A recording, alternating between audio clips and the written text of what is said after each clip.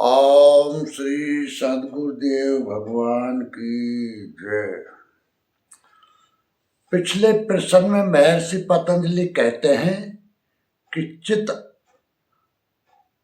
अपने में वस्तु का प्रतिबिंब पड़ने की अपेक्षा वाला है, इसलिए उसके द्वारा वस्तु कभी ज्ञात तो कभी अज्ञात होती रहती है। अर्थात कभी ध्यान पकड़ में आता है, कभी नहीं आता।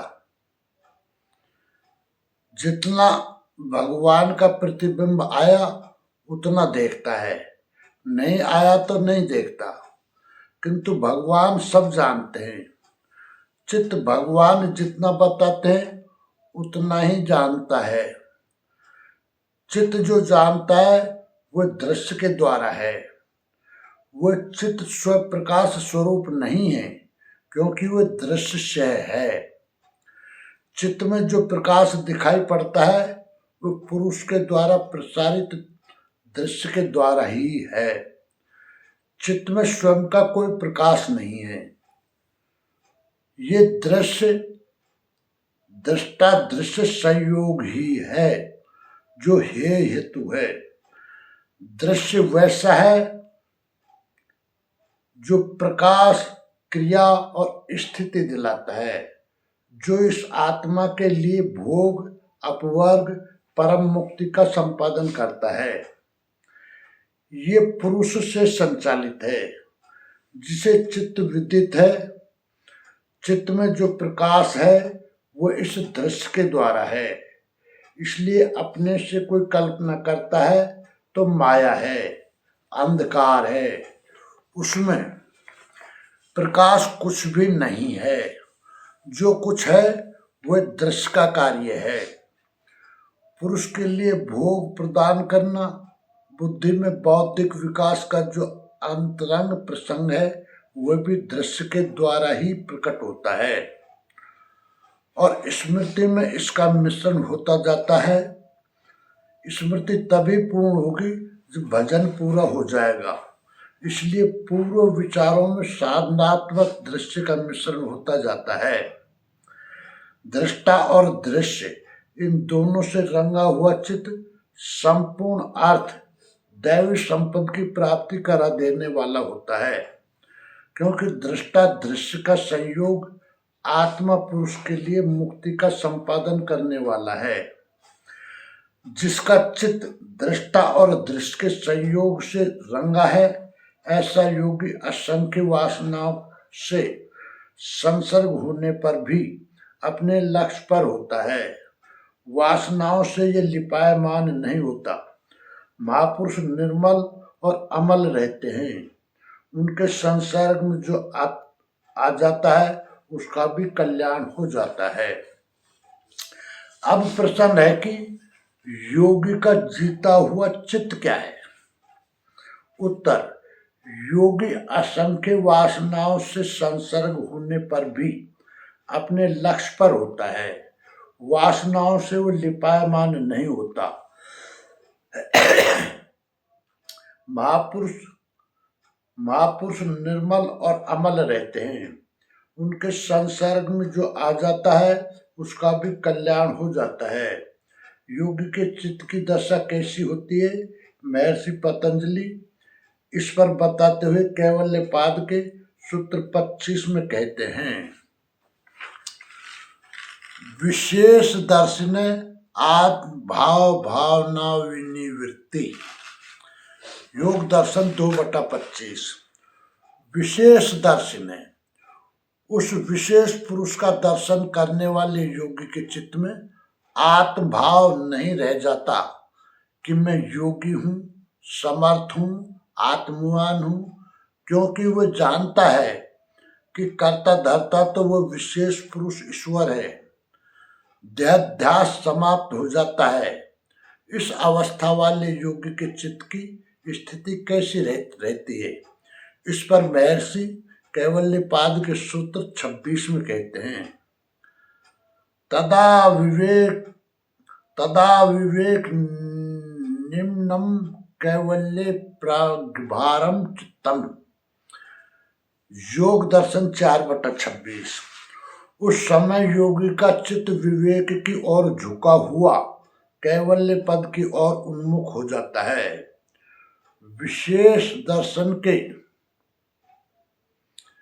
साथ आत्मश्लाघा अर्थात आत्म प्रशंसा, स्वयं की प्रशंसा की निवृत्ति हो जाती है।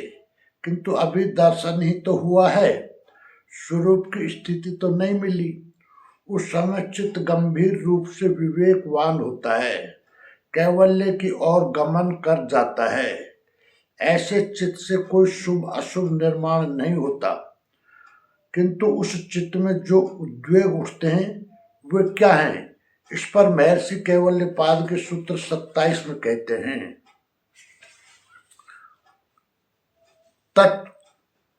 तच्छिद्रेषु प्रत्ययांतराणि संस्कारेभ्य। योग दर्शन 4/27। उस समाधि चित्त के अंतराल में विपरीत वस्तुओं का स्फुरण पूर्व संस्कारों से होता है। विवेक में झुका हुआ चित्त है, अर्थात सबीज समाधि की अवस्था है। तच्छिद्रेषु, उसके अंतराल में जो विजातीय छिद्र हैं, दूसरे पदार्थों का ज्ञान है, वो पूर्व संस्कारों से होता है। अभी संस्कार है, भले ही स्वल्प है, निरोध के संस्कार हैं, लेकिन जीवित है। उसमें जो विरोधी भाव अंतराल में उभरते हैं, संस्कार से होते हैं। नया कर्म संग्रह तो होता नहीं, पूर्व संस्कार से ही होते हैं, नया कुछ नहीं बनता। महर्षि कैवल्यपाद के सूत्र 28 में कहते हैं, हान में शाम क्लेश वदुक्तम। योग दर्शन 4/28। इन संस्कारों का क्लेशों की भांति ही विनाश करने को कहा गया है। जितना हानिकारक क्लेश इत्यादि हैं, उतना ही ये भी है। इनका विनाश क्लेशों की भांति करना आवश्यक है। अभ्यास में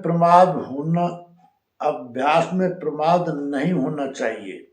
इन संस्कारों के उच्छेद के साथ ही धर्म मेघ समाधि है। महर्षि कैवल्यपाद के सूत्र 29 में कहते हैं,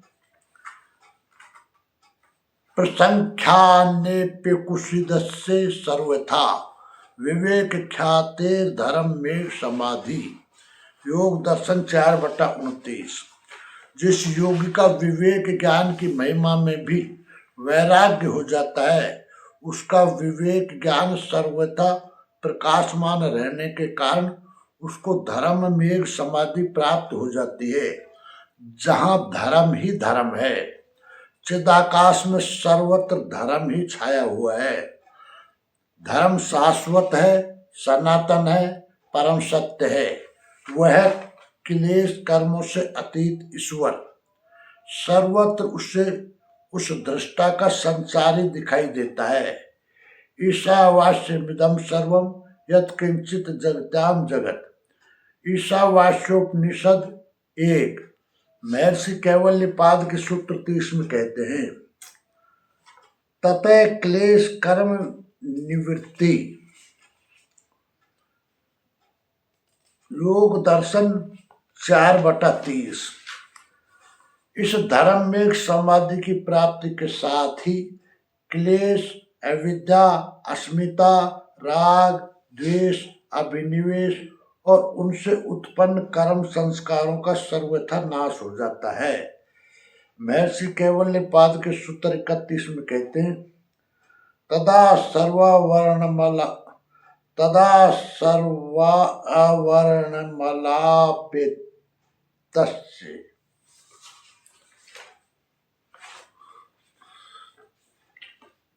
ज्ञान शानत्याज्ञेमल्पम। योग दर्शन 4/31। उस समय जिसके सभी आवरण और मल हट चुके होते हैं, ऐसा ज्ञान अनंत सीमा रहित हो जाता है। इस कारण ज्ञेयम अल्पम, ज्ञेय पदार्थ परमात्मा और साधक के बीच अत्यंत अल्प दूरी रह जाती है। महर्षि कैवल्यपाद के सूत्र 32 में कहते हैं, ततः कृतार्थानां परिणाम कर्म समापत्ति गुणानाम। योग दर्शन 4/32। दृष्टा की अनुभूति तदनंतर ज्ञेय की अनुभूति, अल्प दूरी जो शेष थी वह भी पूर्ण हो गई। इस प्रकार साधक जब कृतार्थ हो गया, अपना कार्य पूर्ण कर चुका, ऐसे पुरुष के समक्ष गुणों का प्रभाव परिणाम क्रम समाप्त हो जाता है। सत रज तम 3 गुण हैं।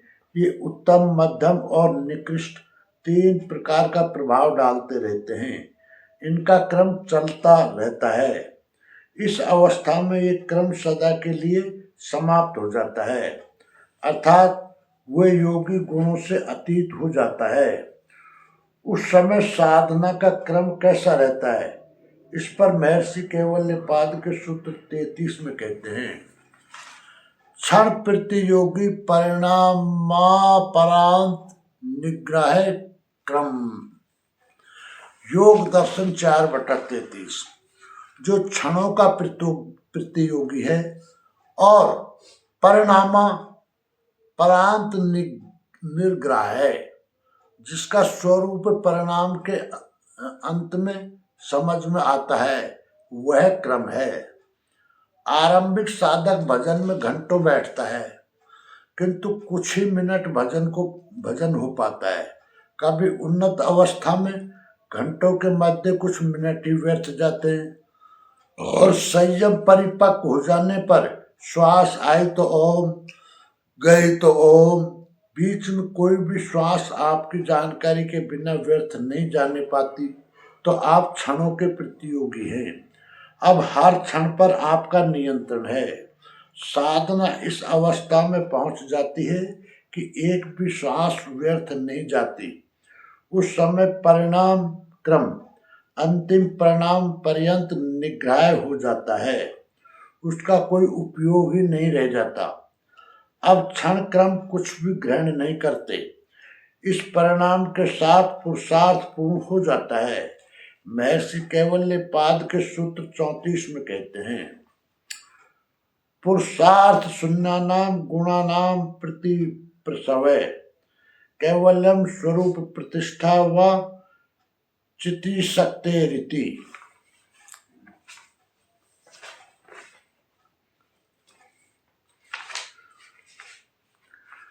योग दर्शन 4/34। जिनका पुरुष के लिए कोई कर्तव्य शेष नहीं रहा, अब साधना पूर्ण है। गुणों का अपने कारण में विलीन होने के साथ दृष्टा का अपने स्वरूप में प्रतिष्ठित हो जाना कैवल्य है। गुणों का अपने कारण में विलीन हो जाना चित्त शक्ति स्वरूप प्रतिष्ठा, दृष्टा का अपने स्वरूप में प्रतिष्ठित हो जाना कैवल्य है। कैवल्य पद है। गुण और कुछ भी नया प्रसव नहीं करते, अपने कारण में लीन हो गए। यह दृष्टा अपने स्वरूप में स्थित हो जाता है, यही कैवल्य पद है। साधना संपन्न हो गई। इस शास्त्र के आरंभ में योगश्चित्त वृत्ति निरोध है कि जो प्रस्तावना थी, तदा दृष्टु स्वरूपावस्थानम की जो प्रस्तावना थी, उसी का यह समापन है कि दृष्टा अपने स्वरूप में स्थित हो गया। यही कैवल्य स्थिति है। इसी के साथ ही योगी शाश्वत जीवन, शाश्वत शांति और शाश्वत स्थिति प्राप्त कर लेता है। निष्कर्ष, महर्षि पतंजलि कहते हैं कि उस विशेष पुरुष का दर्शन करने वाले योगी के चित्त में आत्म भाव नहीं रह जाता कि मैं योगी हूँ, समर्थ हूँ, आत्मवान हूँ, क्योंकि वह जानता है कि कर्म करता धरता तो वह विशेष पुरुष ईश्वर है। देहाध्यास अर्थात देह का भान समाप्त हो जाता है उस समय योगी का चित्त विवेक की ओर झुका हुआ कैवल्य पद की ओर उन्मुख हो जाता है। विवेक दर्शन के साथ आत्मश्लाघा, आत्म प्रशंसा, स्वयं की प्रशंसा की निवृत्ति हो जाती है। किंतु अभी दर्शन ही तो हुआ है, स्वरूप की स्थिति तो नहीं मिली। उस समय चित्त गंभीर रूप से विवेकवान होता है, कैवल्य की ओर गमन कर जाता है। ऐसे चित्त से कोई शुभ अशुभ निर्माण नहीं होता, किंतु उस चित्त में जो उद्वेग उठते हैं वे क्या हैं? उस समाधिस्थ चित्त के अंतराल में विपरीत वस्तुओं का स्फुरण पूर्व संस्कारों से होता है। विवेक में झुका हुआ चित्त है, अर्थात सबीज समाधि की अवस्था है। उसके अंतराल में जो विजातीय छिद्र हैं, दूसरे पदार्थों का ज्ञान है, वो पूर्व संस्कारों से होता है। अभी संस्कार है, भले ही स्वल्प है, निरोध के संस्कार हैं, लेकिन जीवित हैं। उसमें जो विरोधी भाव अंतराल में उभरते हैं, संस्कार से होते हैं। नया कर्म संग्रह तो होता नहीं, पूर्व संस्कार से ही होते हैं। नया कुछ नहीं बनता। इन संस्कारों का क्लेशों की भांति ही विनाश करने को कहा गया है। जितना हानिकारक क्लेश इत्यादि हैं, उतना ही ये भी हैं। इनका विनाश क्लेशों की ही भांति करना आवश्यक है। अभ्यास में प्रमाद नहीं होना चाहिए। इन संस्कारों के उच्छेद के साथ ही धर्म में समाधि है।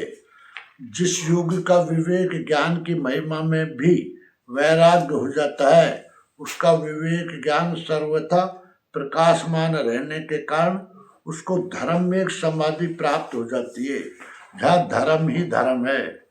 चिदाकाश में सर्वत्र धर्म ही छाया हुआ है। धर्म शाश्वत है, सनातन है, परम सत्य है। वह क्लेश कर्मों से अतीत ईश्वर। सर्वत्र उसे उस दृष्टा का संचार ही दिखाई देता है। इस धर्म में समाधि की प्राप्ति के साथ ही क्लेश, अविद्या, अस्मिता, राग, द्वेष, अभिनिवेश और उनसे उत्पन्न कर्म संस्कारों का सर्वथा नाश हो जाता है। उस समय जिसके सभी आवरण और मल हट चुके होते हैं, ऐसा ज्ञान अनंत सीमा रहित हो जाता है। इस कारण ज्ञेय पदार्थ अर्थात परमात्मा और साधक के बीच अत्यंत अल्प दूरी रह जाती है। दृष्टा की अनुभूति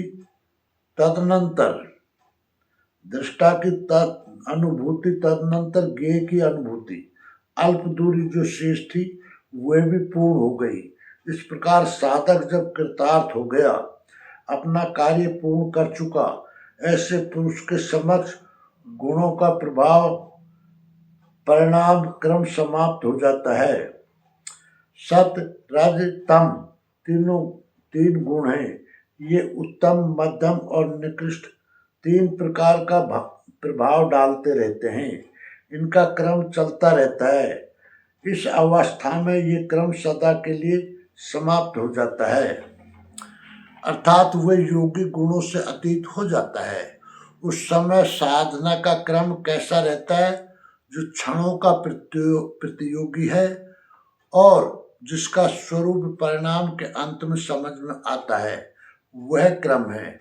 आरंभिक साधक भजन में घंटों बैठता है, किंतु कुछ ही मिनट भजन हो पाता है। कभी उन्नत अवस्था में घंटों के मध्य कुछ मिनट ही व्यर्थ जाते हैं और संयम परिपक्व हो जाने पर श्वास आए तो ओम, गए तो ओम, बीच में कोई भी श्वास आपकी जानकारी के बिना व्यर्थ नहीं जाने पाती, तो आप क्षणों के प्रतियोगी हैं। अब हर क्षण पर आपका नियंत्रण है। साधना इस अवस्था में पहुंच जाती है कि एक भी श्वास व्यर्थ नहीं जाती।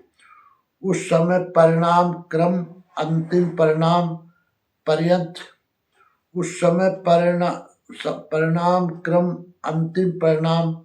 पर्यंत निग्राह्य हो जाता है। उसका कोई उपयोग ही नहीं रह जाता। अब क्षण क्रम कुछ भी ग्रहण नहीं करते। इस परिणाम के साथ पुरुषार्थ पूर्ण हो जाता है। जिनका पुरुष के लिए कोई कर्तव्य शेष नहीं रहा, अब साधना पूर्ण है। गुणों का अपने कारण में विलीन होने के साथ दृष्टा अपने स्वरूप में स्थित हो गया। यही कैवल्य स्थिति है। इसी के साथ ही योगी शाश्वत जीवन, शाश्वत शांति और शाश्वत स्थिति प्राप्त कर लेता है। प्रश्न पूरा हुआ। संपूर्ण जानकारी के लिए देखें परम पूज्य योगेश्वर स्वामी श्री अद्गदानंद जी महाराज द्वारा महर्षि पतंजलि कृत योग दर्शन की प्रत्यक्षानुभूत व्याख्या। ओम श्री सद्गुरुदेव भगवान की जय।